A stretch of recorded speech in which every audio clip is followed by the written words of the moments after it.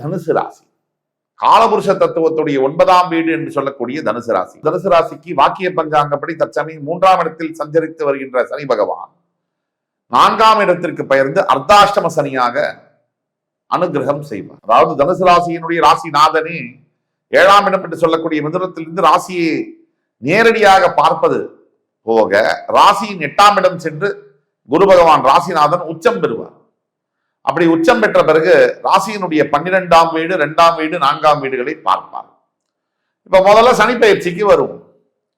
சனி பகவான்னா யாரு? அர்த்தாஷ்டம சனினா என்ன? சனி பகவான் என்பவர் முழு பாவ கிரகம். அர்த்தாஷ்டம சனினா அஷ்டம சனியில பாதியை தரும், பாதி பலன்கள் கிடைக்கும். அதுதான் அர்த்தாஷ்டம். அர்த்தாஷ்டம காலகட்டங்கள்ல என்னென்ன விஷயங்களை எதிர்பார்க்கலாம்? ஆல்ரெடி தனுசு ராசி நேயர்களுக்கு கடந்த 3 முதல் 5 ஆண்டுகளாக ஒரே பிரச்சனை, சண்டை, சச்சரவு. குறிப்பிட்டு சொல்லணும்னா கணவன் மனைவிக்குள்ள இருக்கக்கூடிய வேறுபாடுகள்.